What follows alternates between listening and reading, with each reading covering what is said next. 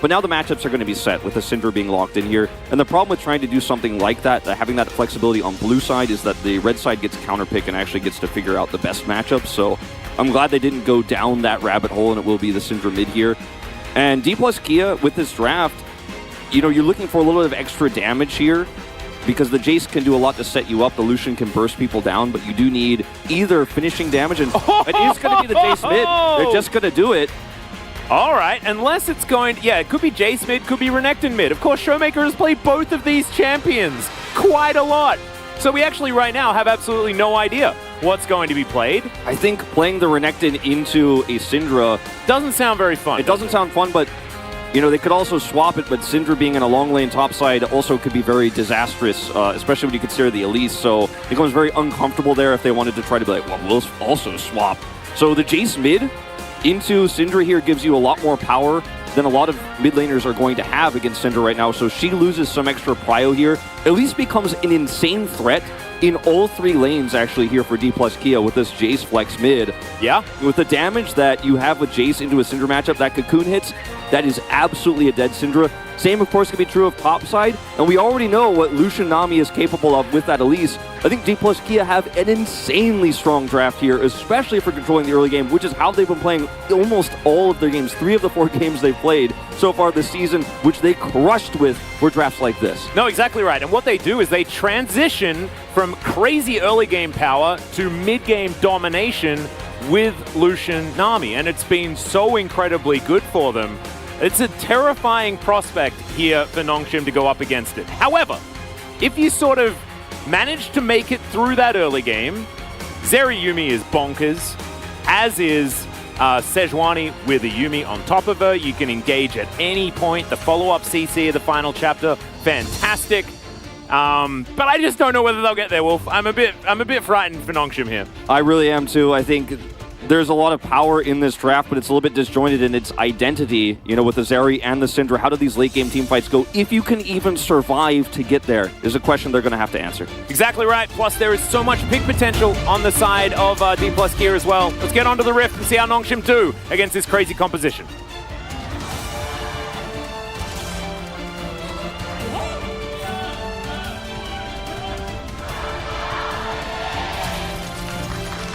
All right, D plus Kia fans out in force today. As we can see, Showmaker taking a bit of damage early.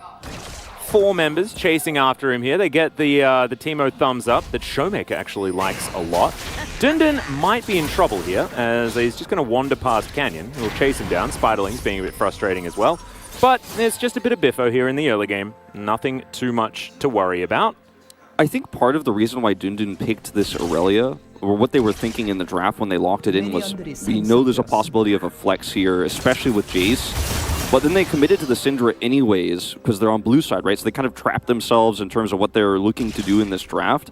And I think the Syndra is a strong pick in a lot of scenarios, especially against something like an Azir or a Victor, which could have just been the evergreen way of playing Lucian. Got the Lucian tempo lead, late game scaling, we have Renekton, we see it all the time, right? So it felt safe in that way, but D plus Kia were absolutely ready for it. And this Elise can terrorize the Rift. Like I said, in all 3 lanes, there is power, there is opportunity. Electrocute here for Jace and the Elise. So much damage. Yeah. Ooh, it could be nasty, man. It's Canyon we're talking about. Yeah, and I'm fearing for Nongshim players right now. Exactly, and you might be looking at this and you're like, oh, double AD solo lanes, oh, they're not going to have enough magic damage. I don't think that matters when it's Canyon's Elise, because this guy really likes to get farming, even on the Spider Lady, as Peter and Vital down to 50%. Somehow, as the first wave is dealt with. By the way, we've seen so many different variations of Deft's summoner spells on the solution. Yeah. A lot of people will take cleanse because of the Sejuani here, but if you just feel like you're going to dominate this game, having the teleport actually just gives you more power to potentially end the game sooner, because we've also seen him take Ignite. Yeah, and it's a bit of an all-in choice as well. I kind of like it, just because D plus Kia are going to be playing around the early game almost exclusively. They take the teleport to guarantee good back timings for this Lucian and allow that snowball to begin early. I kind of like the idea. It's a bit of a dash there as Deft gets exhausted. Vital taken down very, very low as Deft is just going to walk it out. They'll take the summoner spell advantage, or at least the evening out of the summoner spells, given the fact that teleport isn't really going to help you in a battle. As now Sylvie is just going to walk towards Dundun. This is what's going to happen to this Sejuani, you know, in this game. Is just going to always have to shadow these lanes, but you can't shadow all three. You have to figure out where Canyon is, and you lose a lot of power with this, and you lose a lot of time. As you can see, Elise can check. Okay, trade bottom side. Yeah, heal is going to be used there as Vital down very, very low, 200 health. Look at this gank here. Oh, this is... oh, dear. disaster. Okay, Showmaker just walking towards Fiesta, gets the flash out. And with the ward going into the brush, not able to put it over the wall, so not going to have to worry about it too much, as Showmaker was the last one to play the mid Jace. It was him and Chovy that have been the most likely to pick it up. Yeah, it was a loss last time, but that was his first loss on mid Jace. As now Sylvie going to have to deal with Canyon heading over. This, you know, how Sejuani works in the early parts of the game in 1v1s. She can struggle against a lot of the junglers in the meta. We've seen Wukong, you know, threaten the same way on red side against this, as Sylvie has been tracked and seen this entire time. Look at how Kana backs away. And the invade there for Canyon is really just to get information. He knew where Sylvie was, how Sylvie had to shadow the top side for Dundun. So he knows, okay, look at where Syndra is and what her functionality is in the early part of this lane where she's trying to push and get prio. She's vulnerable. Grab a flash there, come over here, and track Sylvie again if you can. Oh, this is so cute. Canyon's going to move on over. They know that there's no flash. Fiesta had to dodge that, does so.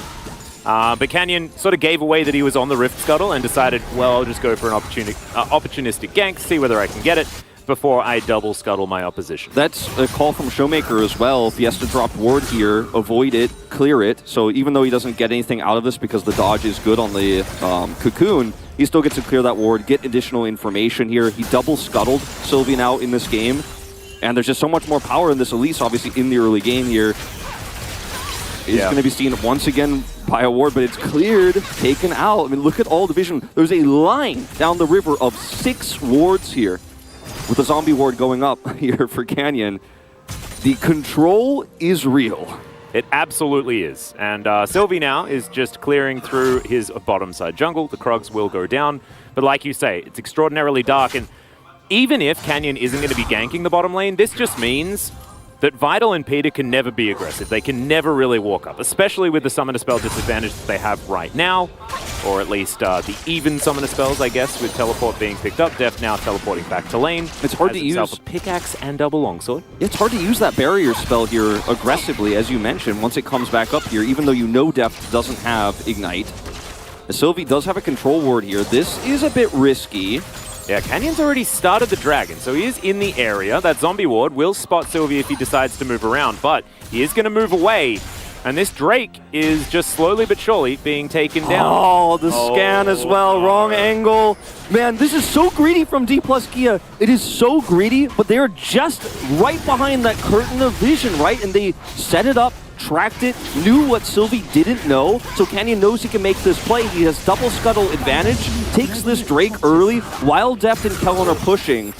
And there's just no, I mean, there's no stopping this team right now, it feels like. Well, dominance has been popped here by Canna, as Dundun on the wrong side of this one. Cull the Meek working out quite nicely, but the Blade Surge will allow Dundun to get back to relative safety. So he's absolutely fine. Sylvie going to move on over here.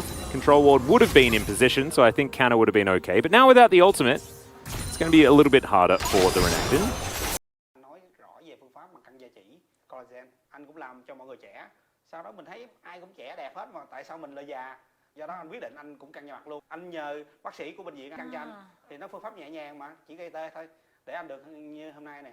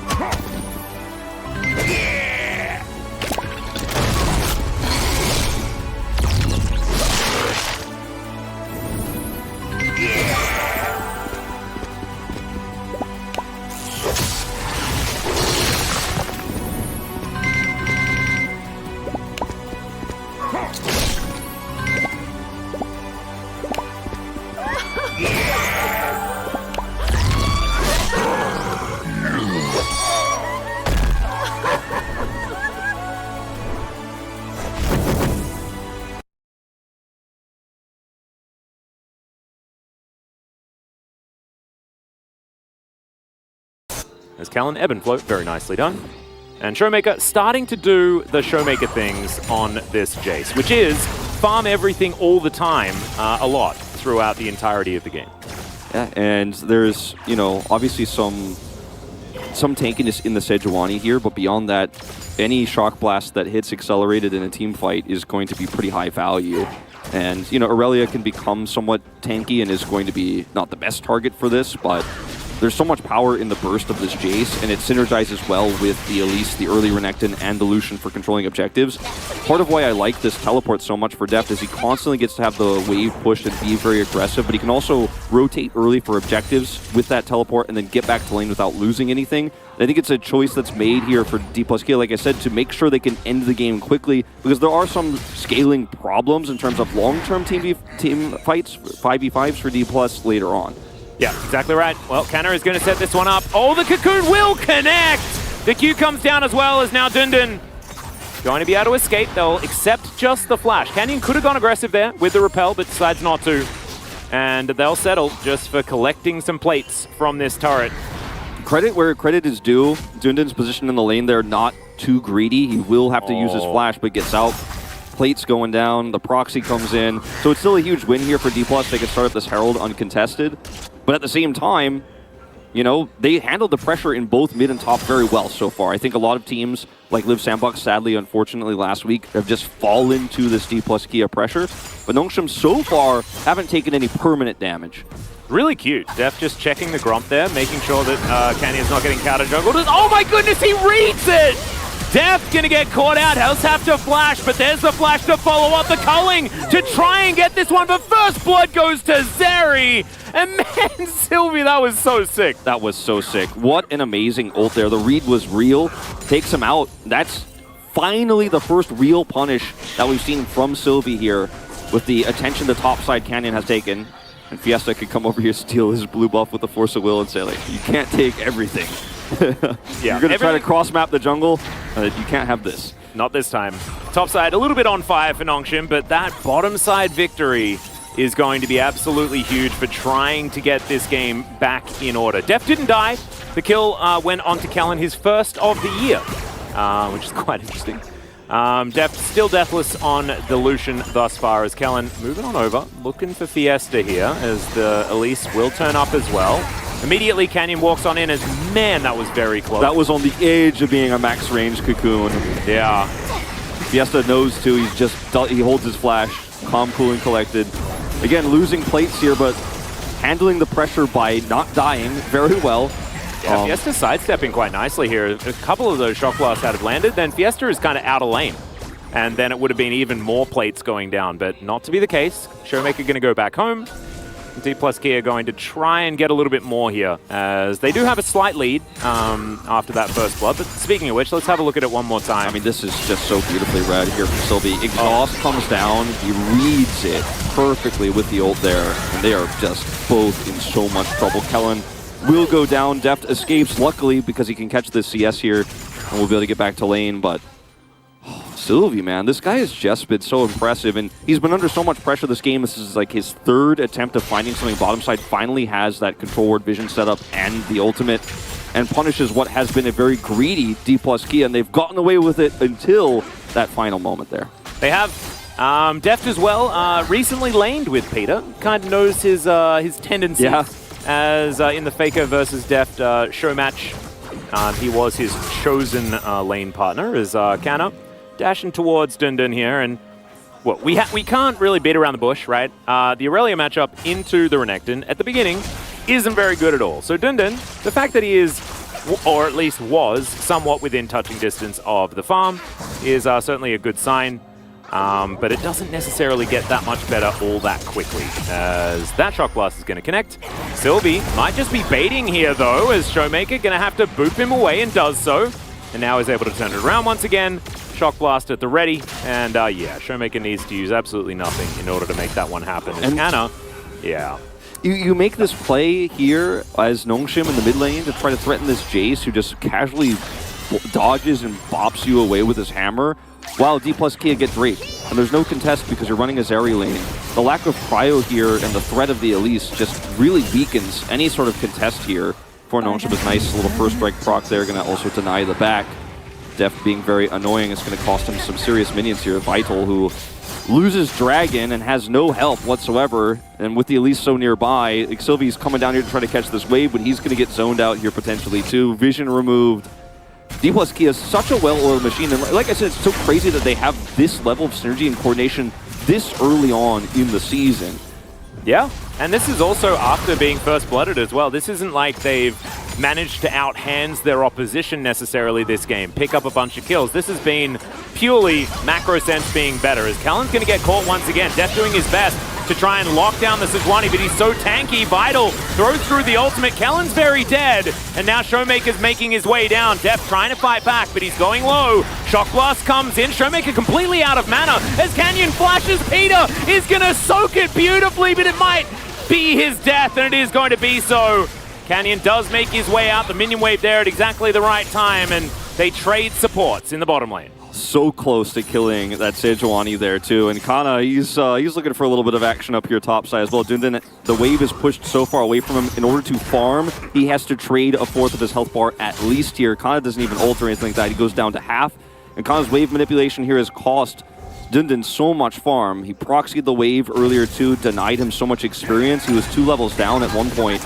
As again, Sylvie comes down here, good pathing bottom side to avoid that ward that's in the tribe rush. You know, Damwon Kia set that up. The communication is good from the bottom side here to make sure, okay, this is the way you have to path to punish this Nami again, but still so much damage. The Gale Force almost takes Sylvie out alone, and then Canyon knows on this Elise he can repel away, so he can go super deep with a flash play there. Yeah. No chill for Damwon Kia, formerly Damwon Kia D+. Yeah, no, absolutely, and they're not supposed to, right? Like, if things go too wrong, then, you know, Zeri Yuumi things happen in the later stages of the game, and it becomes a lot more difficult. So I really like this playstyle from D+ here. It's kind of how they have to make it work. And when we did see Showmaker lose on his Jace, it was because the game was too slow, and the Jace didn't find that value that he needs in the early to mid game. To really make that mid lane pick work out, because they will get outscaled ultimately if this game goes on. And that's not a discussion about, you know, Lucian Nami versus Zeri Yuumi, but in all aspects, it's about the rest of the map. Moreover, yeah, when you consider the Irelia side laning problem, it's really important not only that D+K get ahead, but this Irelia has been very muted by Kana's play here on the top side. And the matchup they opted into because of the potential flex of the Renekton, again, I really believe that's the main reason why Dundun tried to draft this way. Oh yeah, 100%. And it's awkward because you're like, okay, well, I have to have a flexing top now too because the Jace is an option, and they're very aware of it, but they still end up kind of half committing and going for the Syndra here, which has given really not a lot of control, unfortunately, to Fiesta this game because of the Elise pick. Yeah, and oh my goodness. The Elise pick also working out as far as getting this crockery is concerned. A whole lot more plating being picked up for D+ Kia, and they'll grab Shirley as well to help knock down a few more of these turrets. Deft and Callan here in this mid lane to help Showmaker out. And Imperial Mandate has just been completed. This is that timing that we talk about quite a lot. Callan being able to rush towards it, meaning that D+ Kia now have a whole lot of power on this rift, especially when that Tidecaller's blessing is given to Deft. So Fiesta here being able to clear out this bottom lane outer turret is definitely great news for Nongshim, but Showmaker is going to come down, so not actually going to be able to lock that one up. Shock Blast will connect. Showmaker just saying, stop breaking my thing. Yeah, I think there's such a heavy burden on 80 carry players in this meta, Atlas, where so much of the game is in this kind of late versus early matchup, and even with 2 kills here for Vital, and he's been given all the resources, Sylvie is trying so hard to funnel money into him, punish Kellen twice there, is successful. The first 2 deaths of the season for him, right? You could see that so much commitment has been on Nongshim's side of getting this area ahead, but when the rest of the map falls apart and D+ Kia have gotten all 4 objectives at this stage in the game, it may just simply not be enough because Zeri alone cannot carry the game, and there's pressure on Vital here against Deft, and so many blue teams will pick the Lucian instead, and that's what I expected to see with Nongshim having that blue side selection here. But perhaps they were just like, we can't beat Deft. We cannot win the 2v2 or 3v3 lane, even if he opts into the Zeri matchup. So we're just going to try to scale here. And that's the draft they opted into. But D plus Kia, man, they are the kings of smashing drafts like this. I mean, even in the past, you know, when Zeri was meta, we saw Damwon Kia last year do the same thing. No, absolutely. I do think that with these 2 kills being on Vital, as you can see, he's 500 gold ahead of Deft right now. It might mean that the Zeri hits critical mass at an earlier time in this particular game. So if you did want some Nongshim Copium, there it is. And it may not necessarily even be that if they're able to win a fight right here. As Dundun looking for that flank angle, Canna has already scoped him out. TP advantage here. You normally don't get to do this as an AD carry, but he's going to grab Rapid Fire Cannon and can actually come right back into this fight if they actually decide to contest. If they do not, he can keep the TP and get a free back here. Really tough time for Nongshim who have no vision or really no idea whether Deft is here or not. Yeah, it's a really cute do-si-do that they're doing though, moving between mid and this dragon as Canna keeping his eye on Dundun. So much of this posturing really is important, and Nongshim are doing a decent job right now as Dundun sweeps out, notices that there's a crocodile there, and now Deft's going to move in. They're going to look to lock him down as, yep, W not going to be enough. Without that is Deft grabbing the kill. Without Deft, without knowing whether Deft is there or not, it's so difficult for Dundun to actually move in, and with that vision control, they know he's there. The second Deft reappears, who, again, doesn't use his teleport, just slowly walks back here after picking up the RFC. They're like, okay, now we have enough damage to kill Aurelia. And the second he shows up, with a snap of their fingers, D plus Kia collapse, kill him, and take the Drake. There's no happy feeding, there is no thinking about it. It is just, I have all the vision, I have all the information, Def go grab RFC, come back to this fight, we kill the Aurelia, we take the objective, we grab mid turret. This might even be a charge on inner. Yeah, this is just pure confidence here for D plus Kia. They are going to sacrifice Shirley, not going to taxi her towards an inner turret or anything like that.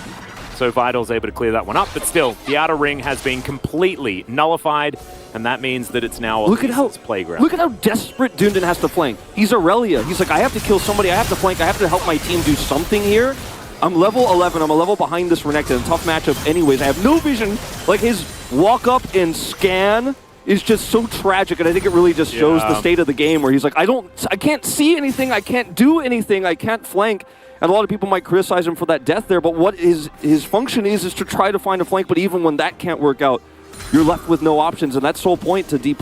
Yeah, and look, you might be shaking your head about what Nongshim were doing in that time, but this sort of coordination takes experience, right? This is a team fresh from Challenger. The entire squad was promoted, and yes, Peter has a little bit more experience. Vital has played overseas in multiple other regions, but never the LCK for an entire season. They haven't got that level of experience, so the coordination just not quite there for that particular play, but I did like the beginning of it. They had the right idea, and it was just D plus Kia sort of out-experiencing them in the end. As Sylvie's going to make his way over, looks to try and get Canyon off his lawn. Permafrost is decent. Canyon, of course, not going to die or anything like that, but they do give the red buff over to Vital. And that is good news.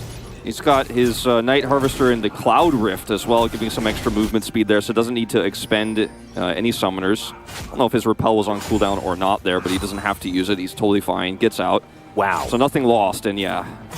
Canna is quite large. He is, and he is large in general, but he has also really hurt Dundun's ability to farm. So a lot of that is Kanna's lead, but a lot of it is also how much has been denied from this Aurelia. You know, he's 40 CS up because of the proxy of the wave state he set up in the mid lane, or the middle of the lane, so that Dundun had to like lose half his health bar to get 2 minions kind of thing. It's just a disaster. It really is. And look, there is that scaling thing that we can talk about, but at this point, 20 minutes into the game, this Renekton is absolutely massive. So that scaling thing is just not even real at this point in time. This is precisely according to D plus Kia's game plan. 4,000 gold is now their lead. They have that soul point in their back pocket as well. And if they can move towards an early Elder or something like that with the taking of this next dragon, then that is just going to mean that Nongshim just won't be able to find that opportunity to get that scaling going on. I think the way you can look at this game when you look at the kill score here, right? Only 2 kills to the Zeri, but it has been, unfortunately, because of the lack of control anywhere else, not impactful yet, and probably won't be this game, period. But that's the hope, if you're a Nongshim fan, is that maybe this game does go 35 minutes plus. But the fact that this game feels like a brutal murder, and we're still looking at a 4-kill game here, just goes to show both how oppressive D+Kia has been, but also how well Nongshim have handled that pressure without cracking. But it's still just a product of, you know, this. It's like a weaker team, maybe a challengers team against D+Kia. D+Kia are like killing inhibitors right now, and they're like 12-0 kill score, right? And Nongshim have still handled this well, but I think it's, like I said, a product of their draft. Really struggling against what D+Kia have set up that even if you play well, it's tough. No, it absolutely is. And we've spent the last couple of days commentating some Challenger, and so it's sort of it's a brutal awakening, isn't it? Seeing a game like this where it's almost entirely one of macro decisions and positions on the map and strength of champions and power spikes you get during the game. It's almost like D+Kia they read out the roadmap of what their composition is supposed to do, and Nongshim didn't actually know how to translate it just yet. So they didn't get word on when that power was going to be. I also love that for the history of Damwon, right? It's Canyon who's been on aggressive junglers where he's looked at his most comfortable, whether that's a fast farming jungle where he's also threatening the other jungler at the same time, or it's early ganks, early dives, and stuff like that. And they just made this draft a Canyon draft by picking up the Elise and playing these lanes out with the Jace swap to mid so that he has power everywhere. He's 30 CS up on the enemy jungler who has no range of movement in this game because there's no vision. It's never safe. He's Sejuani and he's still not safe, you know. Just love it. Feels very Damwon, right? Even though it's C+ now, like it's a Canyon game. Okay. Can I just, you know, he's stomping around the jungle and he just wants to break his watch. It's just, no, I don't like this watch. Here's a handicap. It's actually such a Chad move. He's like, just to let you guys know I'm so ahead, I bought a stopwatch and I don't need it. Yeah, I like how as well, like, obviously, I think he was like trying to control ward the brush or something like that, I guess. But he didn't even do that. He's like, oh no, I don't need to do that anymore. I stopwatched the brush instead. I can just look for my watch in this grass and it'll be totally okay. As Deft clearing out this mid lane, all of the farm, and the Drake is, okay, well, it belongs to D+Kia now. As Tidal Wave's going to come through, Sylvie in a bit of trouble, takes a few autos and doesn't have the passive for those extra resistances, and that's going to mean that D+Kia have a moment where they can just wander in and take this if they'd like to. And look at this. They're playing out this poke/pick composition now that's sort of been formed. And yes, they don't have Tidal Wave, but Showmaker, as long as he keeps these health bars down, going to be really difficult to stop this dragon from going. Baron attempted trade here where there's control ward vision is just not going to work. But this is the level of desperation that Nongshim have right now where they're like, we can't just give this up. The turret is at 3/4 health. We can't cross map or anything. It's going to force a TP, but they're not going to get much else. Oh my goodness! He flashed in and the teleport is just completely destroyed. I stand corrected. Oh no, that is not what you want. He just completed an Infinity Edge. As now Canner is trying to get this one done. Colamite comes through. Would have loved to stopwatch at that point in time, but it's not going to work out. The Drake does go over to D+Kia, but that was a big mistake. Yeah, that was a greedy TP from Deft, and I was going to say they get a TP, but nothing else. I thought we're going to see Nongshim back away. Okay, Fiesta, bye. He's dead. Showmaker just, yep, that's a boot for the kill. One of these two tier stacking mid laners is more powerful than the other right now.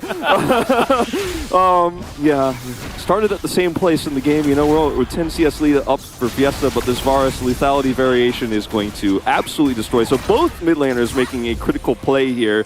But it's the TP. Fiesta's in the brush, and there's a control ward here, actually, that helps set this play up. And Deft's greed is punished. There's no other great TP ward to get into the fray quickly. He could have taken the safer one behind the Baron pick you could see there on the minimap instead. Just straight up greed. And then Kana's like, without an AD carry, can we actually 3v5? And the answer is almost, actually. Yeah, I mean, it was 2 for 2 in the end, although the turret does fall in favor of Nongshim. So it's just, sadly, Fiesta overstepping just a little bit. But D+Kia now back in the driver's seat once again. They're moving real fast with their Cloud Soul, greatest soul of all time. That was a really cool set play, though, from Fiesta with that control ward to punish the TP. Yeah, really cool. Like, they tried to take Baron, and I think a lot of weaker teams, again, might have actually kind of messed up dealing with both the Drake take while Baron, like, D Plus tried to do everything. Like, we're going to take Drake and defend this Baron and also try to hold mid. It didn't work out.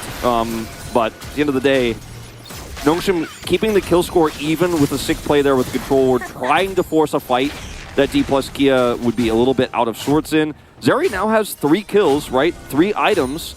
Yeah. But the problem is the Renekton is big. The Jace damage is real. But if they can somehow set up well for this Elder, I mean, maybe there's a way. I mean, it's not impossible. Yeah, if you flip for the Elder, I mean, it's still anyone's game at that point in time. So somewhat dangerous that D Plus Kia did actually lock down the Dragon.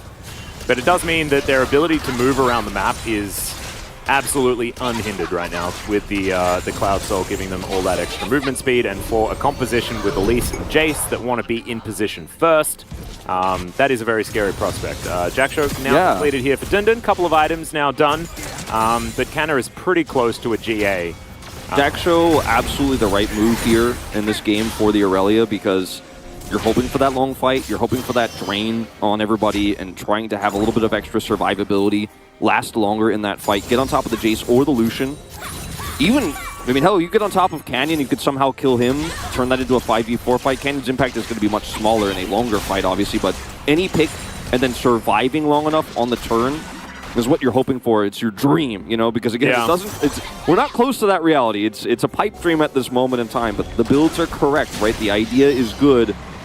And there's 3 more minutes of time that Nongshim have before that Elder spawns to try to get a little bit more itemization finished. Second item for Sylvie. It's going to be something that they could hope for. Well, look at Canyon. He's just boosting towards them. His movement, like, you don't need to worry about a flash Cocoon. You just walk Cocoon. Or run Cocoon, I guess, with how quickly they are able to move around as Canna. Just trying to avoid that, but the Dark Sphere will at least connect. Just a bit of a battle over this blue buff, and it looks like Nongshim will be able to secure it. And now D Plus Kia are just going to move towards the Baron. There's no vision here whatsoever. D Plus Kia know it. Nongshim?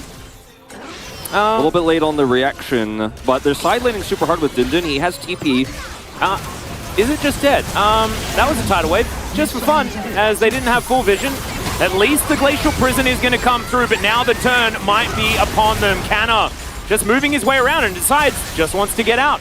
And D Plus Kia, they'll just complete the heist. And now, with the Baron perfectly moving towards Elder timing, D Plus can do pretty much they can do no whatever wrong. they want. Yeah, and the tragedy of this is the late commitment means Dundun commits teleport and doesn't get that gold top side, or rather bottom side. Okay. That scat of the week was very nice, but I just don't know whether it's going to matter. Okay, the never mind! Fiesta just flashes on top of him and presses the gameplay button! The madman! Fiesta! He handled that super well. Also had a stopwatch, I guess. Yeah. So, I mean, he was never really going to die. Yeah. Just a little bit of greed there from Deft, and Canyon wasn't nearby to actually assist, so that was a bit of a shake of the head there from Deft as well in the player cam. So, all right, Nongshim's starting to come alive here. I mean, if Nongshim win this game, I'm probably giving the POG to Fiesta because he's had 2 critical plays here that have actually kept them in this game. Knocks him back here. Kellen doesn't commit. I think Kellen and Deft on different thought processes here on what's going to happen next. Because I believe Kellen did have his tidal wave and wasn't going to commit it or anything like that. Deft just gets left out to dry there, unfortunately. Yep, Seraph's also working out very, very nicely for Fiesta to make sure that he does not fall down. So, a little bit of a miscalculation there for the Lucian. Got a little bit overexcited, but that is absolutely fine. These things happen. 30 Deft seconds. Goes back and gets a last whisper. Yeah, he gets a last whisper. He has TP. The side lane here for Dindin is strong. They actually have the proper setup. It's a very early Elder, so this fight is actually difficult to take for Nongshim if they want to start it. Because, I mean, we're talking about 30-minute Elder. They don't usually happen that fast, but we had a 5 Drake take, or 4 Drake take early in this game. And the question is, can Nongshim force D Plus Kia into an awkward fight here? Because there's so many squishy champions on the side of D Plus. They're going to put the Renekton to match Dundun here on side. They need a longer fight, and somehow they have to deal with Kana and then deal with him a second time because he has had this GA for a long time now. Voltar Spiderling just to spot out Fiesta here as Sylvie finds the Glacial Prison off to the side. Showmaker's going to go golden as now Canna just flashes in. They jump on top of Vital, who explodes with the ultimate, but explodes into the Death Chamber as well. Deft now running away from Dundun, but he's so incredibly fast. And he'll blast cone. He's out of there. He's absolutely fine. And the war machine that is D+ Kia will mow down Nongshim. Triple kill for Canyon. That's the ace. And they might just run down mid lane. Looks like they certainly will. So a inner turret standing in their way, but it is going to fade very quickly as Deft is setting up the side down here. Kind of a backup plan potentially, but guess what? He's got TP actually. The call is come mid actually. We're going to win the game now. There's no like, okay, what if we can't end? At least we have bottom pushing. Nope, just going to TP in, and the call is to end no matter what. Kana's like, I still have my GA, it didn't pop. There is no way we lose this game. It's 31 minutes. GG. Yeah, that's it. And D+ Kia, it wasn't as clean as some of their other games, but that was just gorgeous setup and really nicely played. Shoutouts to Sylvie. I think that he was still a player to watch out for here in the LCK, but just not quite enough. And the level of coordination, not quite there. And some real redemption for Fiesta, I think, in this game. You know, obviously both of his real big wins were actually punishing Deft's hubris a little bit. The TP bottom, or TP mid rather, he punishes with a scatter with the control ward setup. Topside, Deft tries to all in. It almost felt personal for Deft in that moment. He's then punished a second time. So big wins for Sylvie, I think, in terms of